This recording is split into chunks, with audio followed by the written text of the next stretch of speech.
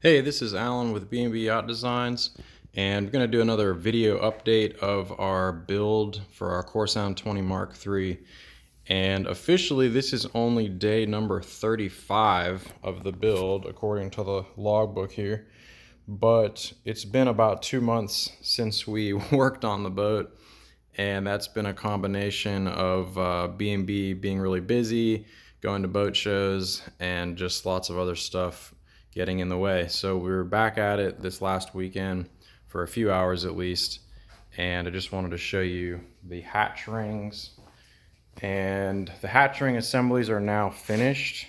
I got them all sanded up, and I've got the spacer glued on. That was the last thing I glued on if you've been following the photo album. And I also put a piece of fiberglass on the lower edges of the inside of the comb of the this drainage combing, the hatch combing.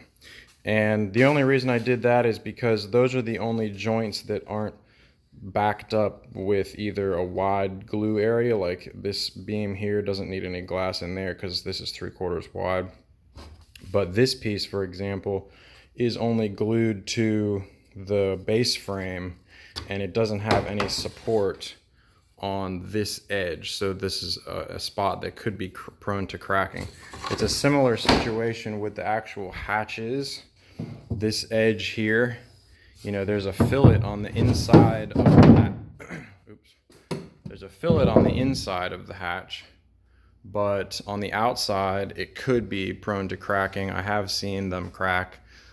We have this extra stiffener here, but what I plan to do is probably just put a layer of fiberglass on the top of my hatch. And the only reason to do that is just to avoid the tape edge. You could just put a thin piece of tape and ferret in, which I might do that too, I haven't decided. So that's the hatch assemblies, and the only reason they haven't been glued in yet is because we're still haven't gotten all the beams glued into here, and we're waiting to coat these compartments, and we ran out of foam rollers. So we're just working through the steps. So we'll get these compartments all coated and finish gluing the beams on, and we'll epoxy coat the hatch combings, and then those will get installed, and that's kind of the next step before we can glue down the seat tops. So my ballast tank is done in that it's totally coated, but I haven't glued on the fiberglass channels, and so I wanted to show this also. This is my first glue up for my Fiberglass L channels. If you followed the forum, we were looking at possibly buying some pre-manufactured glass angles, and they just came out pretty expensive. They were going to have to come over from Germany. There's nothing in the States that is what I wanted. You can get polyester pultruded fiberglass L channels, and some people have used those. They're still kind of expensive. They're thick and heavy. Nothing wrong with them, but I didn't want to use them. So anyway, this is, we're calling this the Tom Davis method because he recommended just wrapping a square tube with fiberglass, which is what I did. And so this is a piece of scrap lumber I had. I ripped it into 2 1/4 inch square. This one is about 30 inches long. And then I wrapped it in a layer of just regular old plastic, drop cloth plastic. And one trick I found was I sprayed that bottom with some spray adhesive, just a light dusting of some 3M 77. I really like this stuff. And just a little dusting of it, and then the plastic stuck to the wood. You had to be kind of careful getting it nice and smooth, but it just, it didn't try to fall off after that. So then I wrapped this with 10-ounce fiberglass cloth, and I think in total I got about 6 layers all the way around. And then I spiral wrapped it with peel ply, which is totally optional, but this is the peel ply coming off, and what that allows you to do is have this textured surface which is ready to bond into the boat. And so this is going to be installed in my ballast tank along all the top edges of everything, and this is going to support my ballast tank top. And so after I did the wrapping, I noticed that there was a little bit of a crown across the faces of the block of this layup, just because you've got excess resin in the middle and the corners have extra pressure on them. So what I did is I just laid it flat on my table saw with a piece of plastic, and I pushed down and rotated and pushed down and basically just tried to flatten the sides. And I came back and did that again after about a half an hour. And that seemed to work pretty good. The other thing you could do would be to get some fiberglass, or not some aluminum angle, like they have, you know, at Lowe's or Home Depot, and you get 2 of those with 2-inch legs, and you could put those on with some plastic and clamp. You could just clamp all over the thing and just squeeze it so all the sides were perfectly flat. But I think it came out pretty good. And so after it hardened up, I just ran it through my table saw and cut down the middle of each face. I'll see if I can pop another one off with one hand.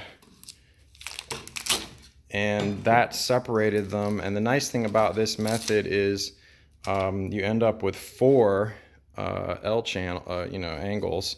There's no wasted material because except for the kerf cuts with the saw. And these ended up 83 thousandths thick, which is like a skinny 1/8 of an inch. It's it's a good thickness. It's nice and stiff. This is only 3 days old, so it's still starting to harden up. After about a week it'll get even stiffer. But the first few days it's still a little soft, so I left it on the board. So I'll just peel this plastic off, and I should be able to reapply plastic and reuse it. I only cut very shallow cuts, so I can hardly even see the cut on the wood, but it doesn't matter anyway because that's going to get cut again when I do the next layer. So that's how I ended up doing it. It's not shown in the plans this way. It's shown in the plans laying glass into a V channel of just scrap wood and doing these one at a time, which I can no longer recommend. I actually did some experiments. I'll show you my board that I made. I made this board with MDF, and I tried wrapping it with packing tape, and I set this on my bench at a 45-degree angle, and I tried just, you could do 4 at once this way, but it's a lot more labor intensive. It didn't come off the mold very easily, and I didn't use enough layers of fiberglass, which is a separate problem. But I think this method is superior. It's cleaner, and I've got pictures of the process, at least a few, on my picture album.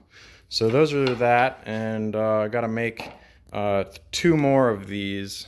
So 3 layups. I think they have to be 30 inches long, and that's enough to do the inside of the ballast tank. So that's what I'm going to do. The reason these are weird colored, these are dark, is we're using up hardener, epoxy hardener from our shop, and the hardener, after about 9 months to a year of sitting in the hardener drum, it gets a really dark color. In fact, I can show you. You can see my epoxy pumper over here, and the hardener is really dark. It's like a dark brown color. It doesn't affect the curing at all, but we don't usually sell this. We just keep it at the shop for use at the shop, because if you were trying to coat something and you wanted it to finish bright, it might not match other epoxy that you've already done, or so anyway, that's why those are darker. So over in here we glued a couple of cleats in for the forward locker.